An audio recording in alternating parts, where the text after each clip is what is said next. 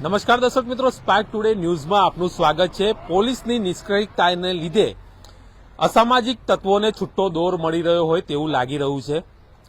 સ્પાર્કની team અત્યારે Waghodia road ખાતે આવી છે અને વાઘોડિયા રોડ ખાતે એક શખ્સ આપણી સાથે છે। આ શખ્સ સાગર સિંધે છે। ગત 1 તારીખના રોજ એક બનાવ બને છે। સામાન્ય બાઇક ટકરાવાના કારણે એક મામલો બીચકે છે અને તેમાં સામાન્ય બોલાચાલી શરૂ થાય છે। ત્યારબાદ સાગર સિંધે ત્યાં પહોંચે છે અને ત્યાં જોઈ છે તો એમનો જે ફ્રેન્ડ છે તેની સાથે એક શખ્સ બોલાચાલી કરી રહ્યો હોય છે, ઝપાઝપી કરી રહ્યો હોય છે। સાગર સિંધે તેમને છોડાવવા માટે વચ્ચે પડે છે તો સાગર સિંધેને પણ અપશબ્દો બોલી અને એમને પણ ધક્કામુક્કી કરવામાં આવે છે। ત્યારબાદ આ મામલો ત્યાં પતી જાય છે અને ત્યારબાદ આ મામલો પતી ગયા બાદ જ્યારે સાગર સિંધે પોતાની ગાડી લઈને એ રોડ પરથી આગળ જતા હોય છે ત્યારે જે શખ્સ છે એ શખ્સ દ્વારા તેમની સાથે હાથાપાઈ કરવામાં આવે છે, બાઇક પરથી તેમને પાડી દેવામાં આવે છે અને ત્યારબાદ તેમનો કાન છે તે કાન દાંતથી કતરી નાખી અને છૂટો પાડી દેવામાં આવે છે। આટલું મોટું કૃત્ય થઈ ગયું છે તેવા આક્ષેપ અત્યારે સાગરભાઈ સિંધે કરી રહ્યા છે।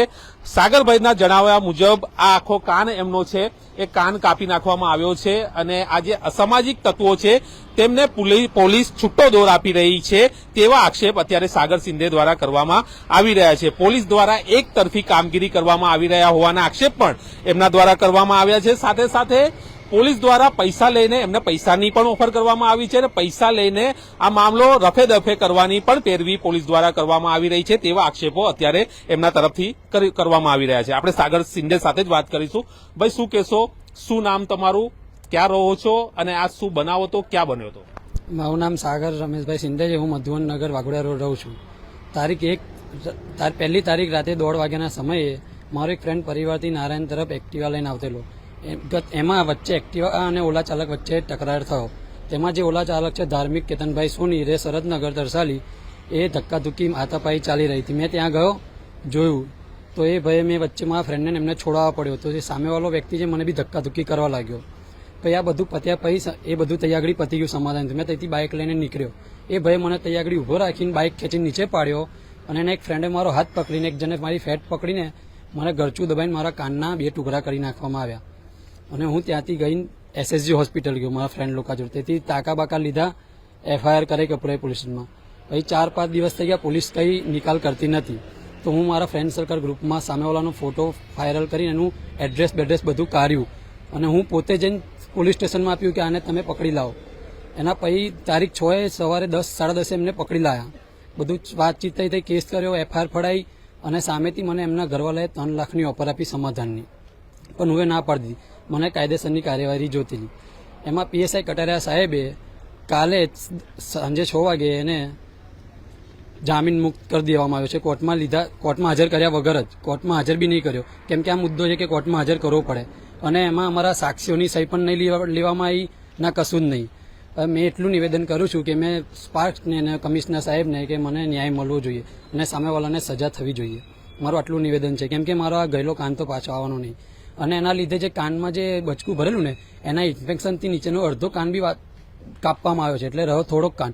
હવે એ બી રહેશે કે નહીં રહે એવું ડૉક્ટરે ના પાડીએ, કદાચ રહે તો રહે, બાકી ના બી રહે, પૂરો કાન વગરનો બી થઈ ગયો। હવે આનું ન્યાય મને જોઈએ અને કટારિયા સાહેબે પૈસાની લેવડ દેવડ કરીને એ શખ્સને છોડી દેવામાં આવ્યો છે। હવે મને ન્યાય આપો મીડિયાને, મારે એટલું કહેવું છે અને કમિશનર સાહેબશ્રીને। શું નામ બોલ્યા? ધાર્મિક કેતનભાઈ સોની, જે છે તરસાલી। જ્યારે પોલીસ સ્ટેશનમાં પહોંચ્યા અને જે રીતે એમને બેસાડવામાં આવ્યા હતા, લાગતું હતું કે આરોપી છે એવું લાગતું હતું? ના, આરોપી રીતે નહીં, કમ્પ્લીટ ટેબલ પર બેલો, પાણીનો બોટલ સુવિધા સારી, પંખા નીચે બેસાડી રાખવામાં આવેલો અને રાતે બી બહાર બેસાડી રાખવામાં આવેલો। અને કાલે મેં મારો ફ્રેન્ડ તઈ ચોકીએ ગયેલો ને તો એ તો ખુલ્લામાં બહાર ફરતો રહ્યો કપૂરાઈની।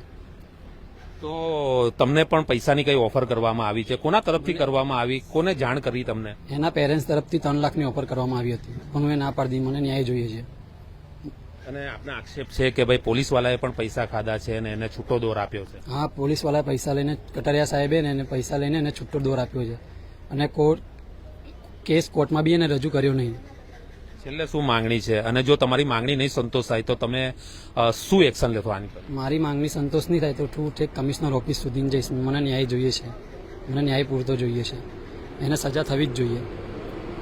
ચોક્કસ તો સજા થવી જોઈએ તેવું અત્યારે કહી રહ્યા છે. અમે જે એમનો કાન જે કાપી નાખ્યો હતો એના પણ વિઝ્યુઅલ છે તે અમે બતાવીશું કે એના કાનના જે ફોટા અને જે વિડીયો છે તે પણ સાગરભાઈને કહીશ કે એ અમને બતાવે.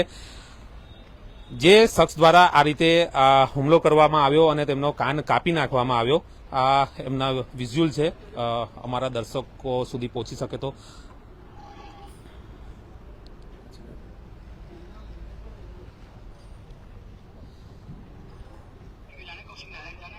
આ જે વખતનો બનાવ છે ત્યાંનું છે અને આ જે થેલીમાં આપ જોઈ રહ્યા છો, આપ જોઈ શકો છો કે આ આખો કાન જ કરડી નાખવામાં આવ્યો છે અને છૂટો પાડી દેવામાં આવ્યો છે. એટલે આ રીતનું જે કૃત્ય કર્યું છે તેવા આરોપીની પોલીસ સરભરા કરી રહી છે. તેમને પોલીસ સ્ટેશનમાંથી જામીન આપી દેવામાં આવ્યા છે અને કોઈ પણ પ્રકારની ઠોસ કાર્યવાહી નથી કરવામાં આવી તેવા આક્ષેપ અત્યારે સાગરભાઈ શિંદે દ્વારા લગાવવામાં આવી રહ્યા છે. પૈસાની પણ તેમને ઓફર થઈ છે પરંતુ તેમણે નકારી કાઢી છે, કેમ કે આ જે કાન કરડી નાખ્યો છે, ડોક્ટર દ્વારા તેમને કહેવામાં આવ્યું છે કે આનો જે સડો છે તે આગળ પણ પહોંચી શકે છે અને કાનમાં સાંભળવાની જે શક્તિ છે તે પણ પૂરી થઈ શકે તેમ છે. ત્યારે આ એમની જીવનનો સવાલ છે. ત્યારે આ બાબતે કોઈ પણ જાતની લાલચ વગર તેઓ લડી લેવા માટે મક્કમ છે.